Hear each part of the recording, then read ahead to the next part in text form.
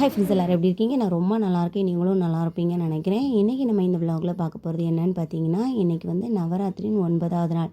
3 மாபெரும் சக்திகளான துர்க்கை, அன்னை லக்ஷ்மி, சரஸ்வதியை போற்றி 9 நாட்கள் கொண்டாடக்கூடிய நவராத்திரியில் இன்றைக்கி வந்து 9வது நாள். ஸோ இந்த 9 நாட்களிலையுமே கல்வி, வீரம், செல்வம் அனைத்தையும் பெற்று சிறப்படைய கொண்டாடுறதுக்காக தான் ஒவ்வொரு நாளுக்கும் ஒவ்வொரு சிறப்பு அப்படின்னு சொல்லலாம்.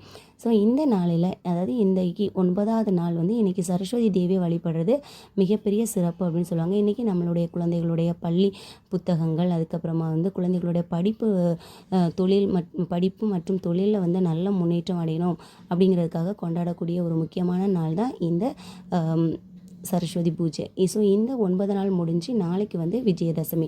ஸோ விஜயதசமி இந்த 3 அம்சங்களையும் ஒருங்கிணைத்து கொண்டாடக்கூடிய ஒரு முக்கியமான நாள் தான் விஜயதசமி. நம்மளுடைய புதிய தொடக்கங்கள் எல்லாமே வெற்றி அடையணும் அப்படிங்கிறதுக்காக ஆரம்பிக்கக்கூடிய ஒரு முக்கியமான